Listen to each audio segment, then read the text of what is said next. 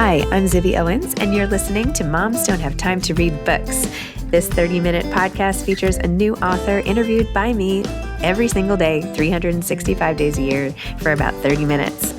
I am also the publisher for Zibby Books, which publishes 12 books a year in fiction and memoir. Our books are already out now. You can check it out on zibbybooks.com.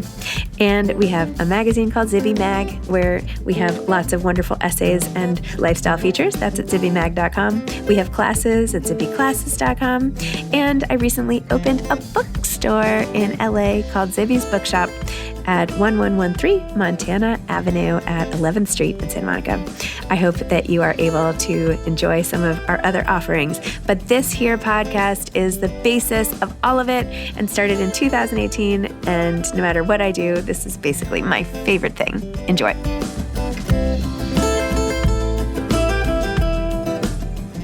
Deepa Varadarajan is the author of Late Bloomers, a novel.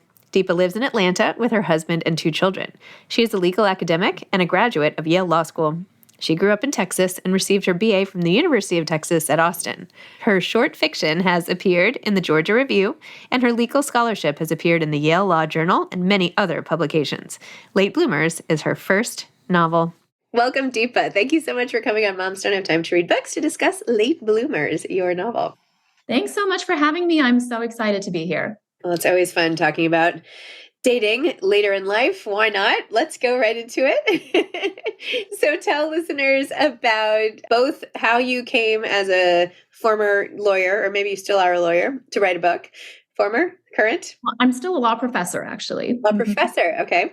From that to writing a book about, divorced parents who have to find love again and all of that. So tell me the whole thing. So I am fascinated by the idea of second chances. Are you ever too old to reinvent your life, or can you change at any age?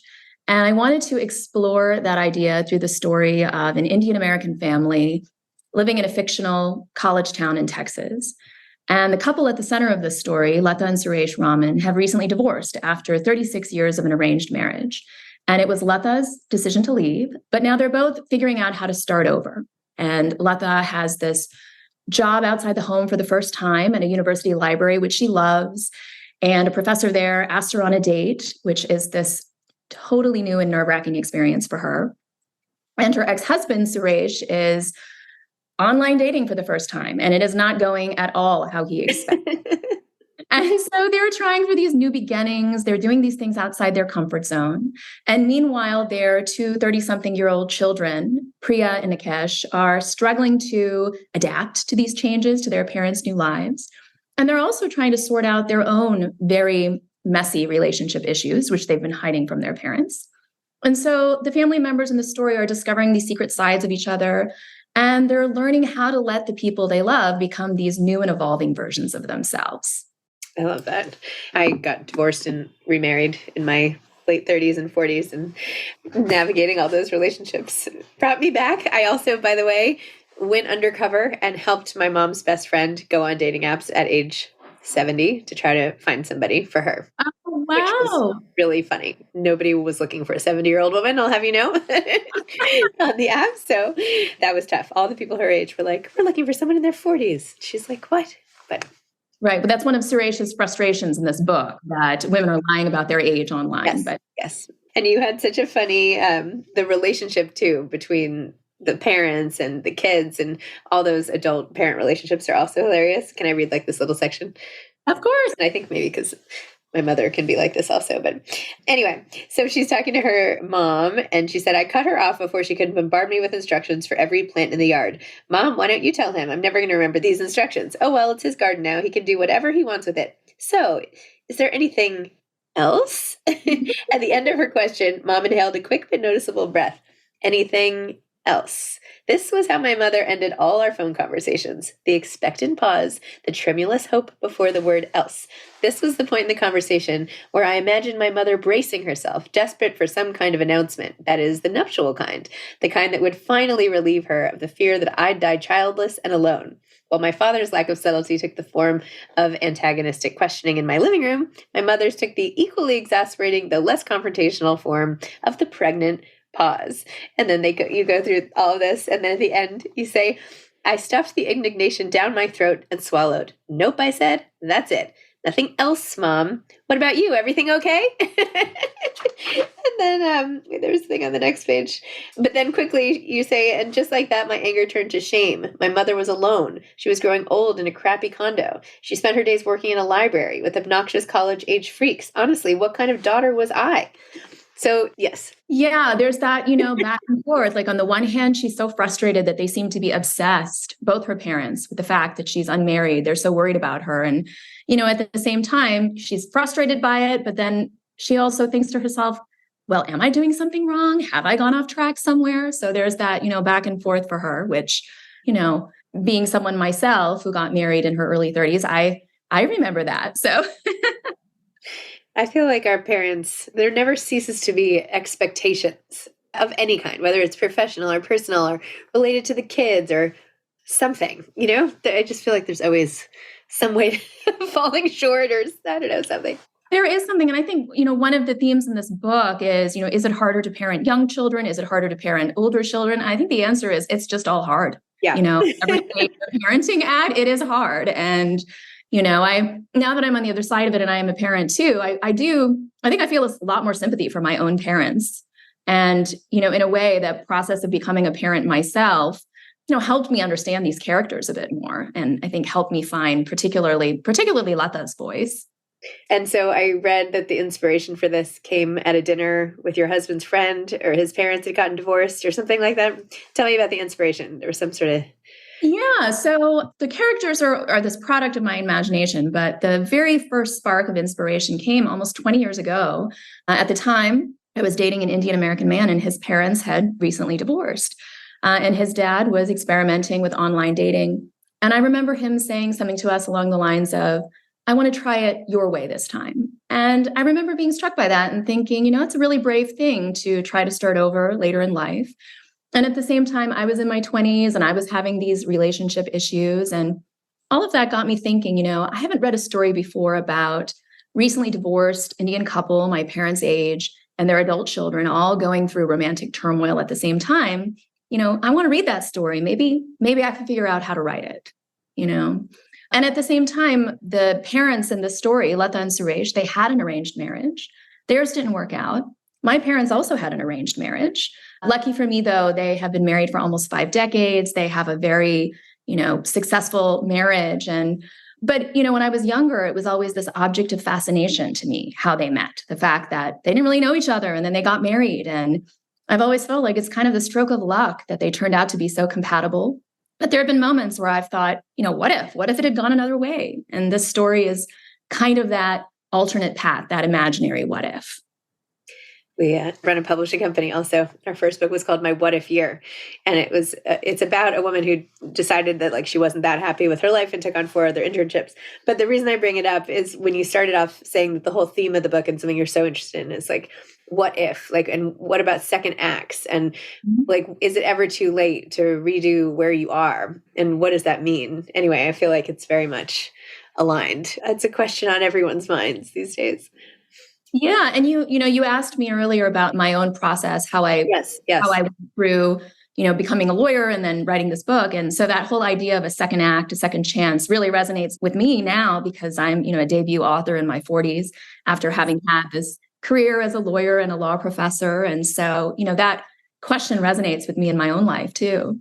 So tell me that whole story. How did this all happen? Sure. So like the title of my novel, I'm kind of a late bloomer too when writing. I didn't really know that I wanted to start writing fiction till my mid-20s. I think, like a lot of writers, I've always loved to read. So I grew up in a small college town in Texas, much like the setting of the novel. And, I grew up in the 80s and 90s. I was one of just a few Indian kids in my school. So I felt like an outsider. Like a lot of outsiders, I found my solace in reading fiction. So I've always loved to read. But it didn't really occur to me to start trying to write fiction until I was in law school. So it's funny. I went to law school and I discovered I wanted to be a law professor, but I also discovered I wanted to write fiction. And I think part of the reason is there were these people, a few people around me who were publishing nonfiction and publishing novels. And there's something about physical proximity to people who are doing the thing you want to do that makes you think to yourself, okay, well, can I try doing this thing too? And so I graduated from law school, and then I started working at this big law firm in New York, not unlike the kind of firm that Nikesh works at. And much like Nikesh, it was not a good fit for me. I was not something that was quite right for me. And so I signed up for my very first ever creative writing workshop while I was working at this law firm in New York in my mid-20s. And once a week, one evening a week, I would go to this workshop. I would share my work, and it was just the highlight of every single week for me. And ever since then, fiction writing has been, part of my life. Wait, what was the workshop? What was it called? Oh, it was called a writer's studio. It was the very first workshop I ever did. And in fact, this character of Suresh actually grew out of my very first workshop assignment in my very first creative writing class almost 20 years ago.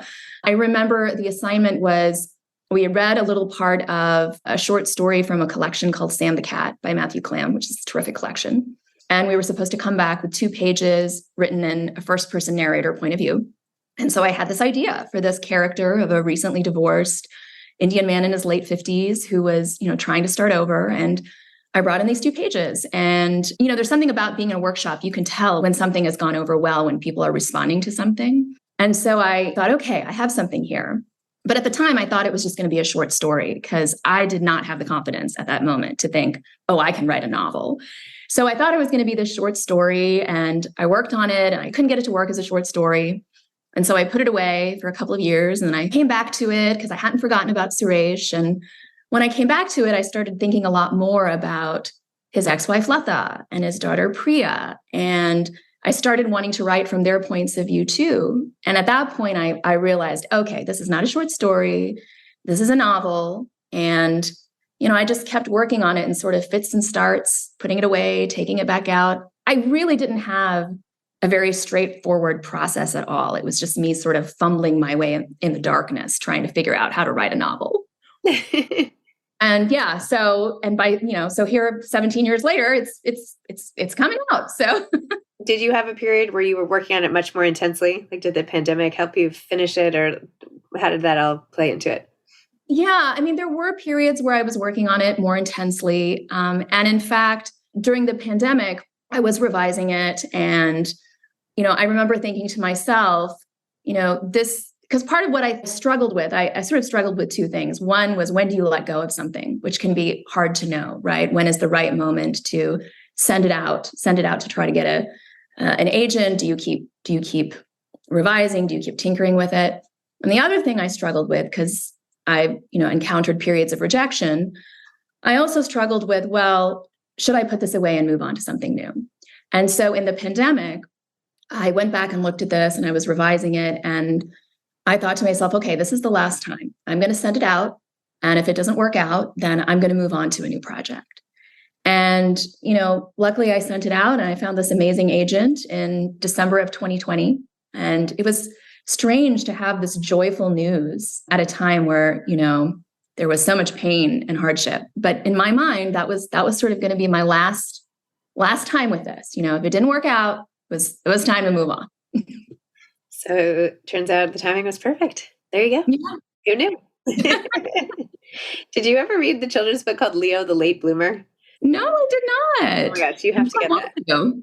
You should get it. It's really great. It's about a little tiger and his parents, and they're really worried about little Leo, and all the other animals could start doing things better, and he couldn't write as well, and he couldn't jump as well, or whatever it is. And then one day, all the way towards the end, there's this beautiful forest with all these leaves, and it's and then one day Leo bloomed, and it's so sweet, and I get chills every time. But anyway, I don't know. It might be some fun tie-in with your book and the picture book, and I don't know, a mommy and me type event, or I don't know, something. I don't know.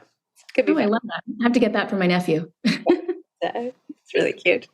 But it's good. Honestly, it's good for teenagers. Blooming is at every stage of life, right? This person's doing this first. This is happening to this person, blah, blah, blah. It never ends. It's true. It definitely does not. And what was the experience like getting the news. I know you were so happy in the face of dire times, but when you finally sold the book and all that, like, what did you do? Did you jump around or like give me like a visual of how excited you were? Oh gosh, there was definitely some screaming, some joyful screaming. Yes, much celebrating because, this was something that I had worked towards for so long. And there were moments where I'd sort of, almost given up and thought, okay, this is really not going to happen for me. So it was just really this amazing feeling when it happened. Are you working on another book now? Yeah. So right now I am working on a few short stories. So I love the short story form. I find it really gratifying and challenging in a totally different way than writing a novel. But I'm also working on something that I think could turn into a novel, though I'm not sure. I've sort of sketched out some scenes and some characters. And like Late Bloomers, it involves an Indian American family, and they're discovering secret sides of each other. And there's adult sibling relationships and rivalries and wounds and regrets and forgiveness. And so it has some of similar themes to Late Bloomers. Sounds great.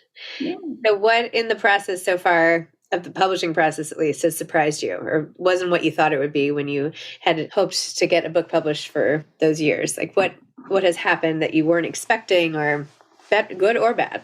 Well, one of the things I have learned is just how many people it takes to turn a Word document into a book with a beautiful cover that ends up in these amazing stores, including hopefully your wonderful new store. Yes.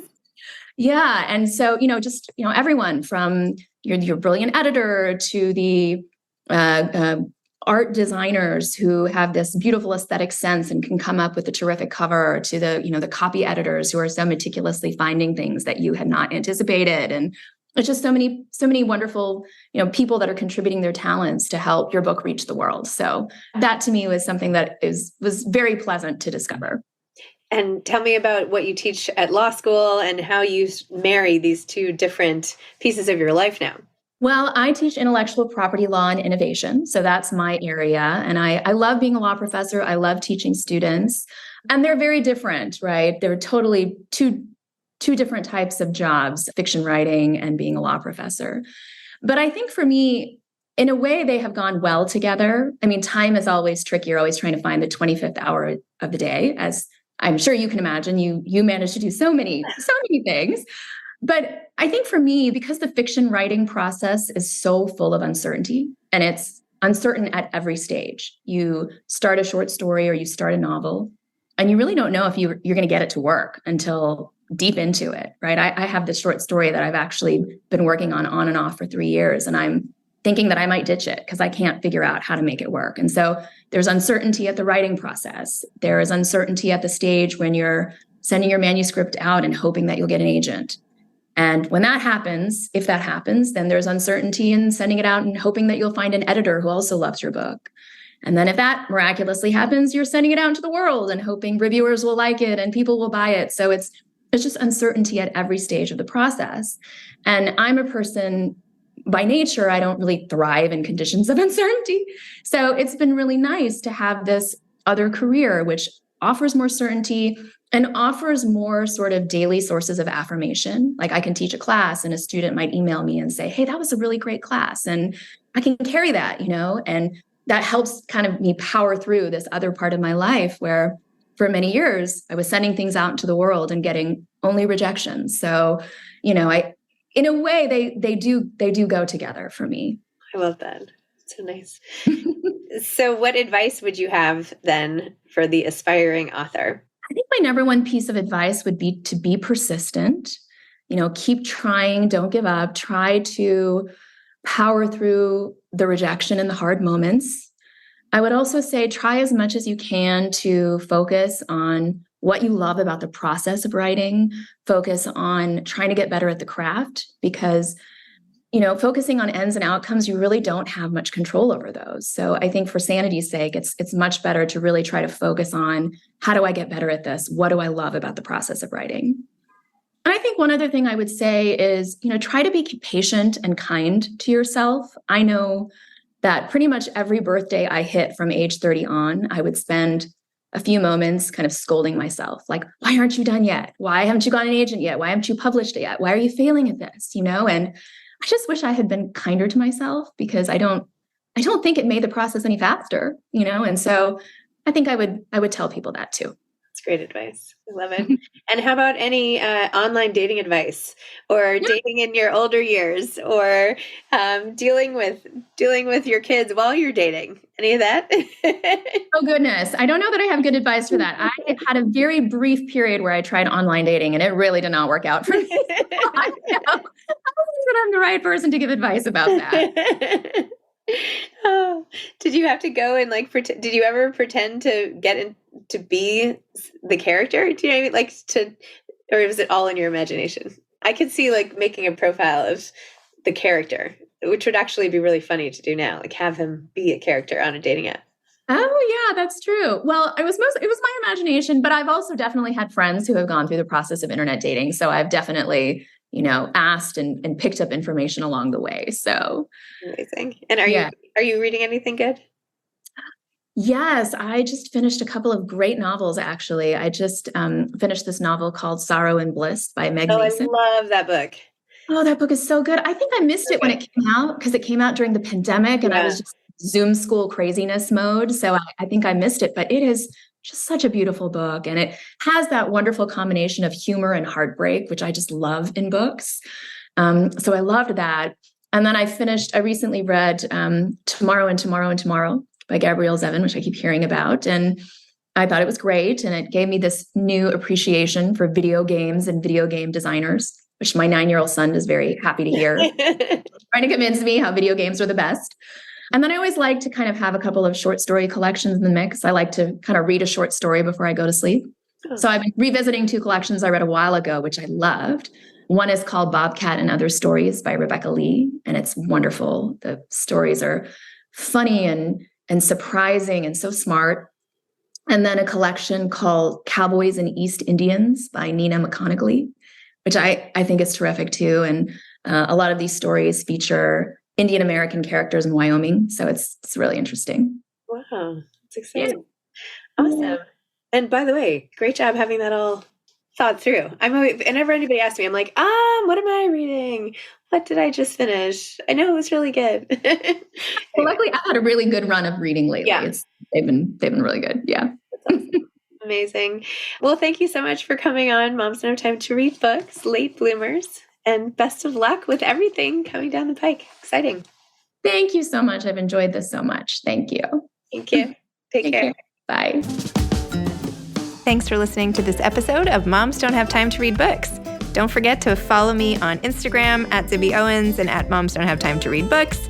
Also sign up for my newsletter at zibbyowens.com and sign up for my virtual book club and meet lots of authors on Zoom every other week. Thanks so much to Steve and Ryan at Texture Sound for the sound editing. And thank you to Morning Moon Productions for providing this fantastic intro and outro music.